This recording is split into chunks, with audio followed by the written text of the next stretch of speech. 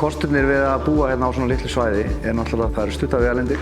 Þá er stutt að fara út á völl, að kíkja á krakkana á æfingu, fullt af flottum leikvöllum, sundlaugin. Þetta er allt saman í bara 5 mínútna hjólaferð. Skiptir ekki máli hvort þú ferð hjólandi eða bílandi, þú ert 5 mínútur í allt. Staðurinn er mjög bjarnvænn. Það er rólegt að vera hérna, öruggt fyrir börnin. Lægra húsnæðisverð. Þú þekkir flesta þegar þú ferð í sundlaugina eða þegar þú ferð á fótboltavöllinn eða þegar þú ferð eitthvað þá þekkir 70–80% af markanum. Það er ekkert mál að keyra í bæinn. Ég ger þetta daglega. Nýtir þennan tíma bara með því að hugsa því mál, hlusta á góða tónlist, hlusta á podcast, taka símtöl. Þetta er ótrúlega lítið vesen. Þetta er náttúrulega algjör íþróttubær. Hér getur þú stundað langflestar íþróttir og það er allir velkomnir að vera á íþróttavellinum.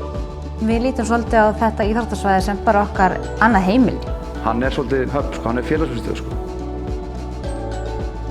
Við búum mjög vel að því að þegar börnin eldast að þau vilja bara vera hér. Fjölbrautaskólinn er með fótbolta, handbolta, fimleika, körfubolta, akademíur.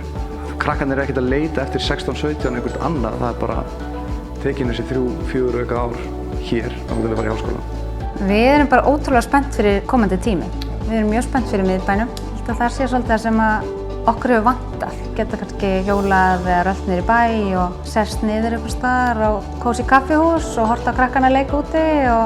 Svolítið kósí stemning sem myndast með þessu.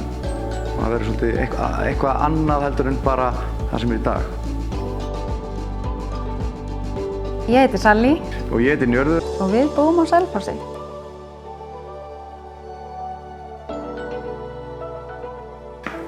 Ég er Njörður og ég...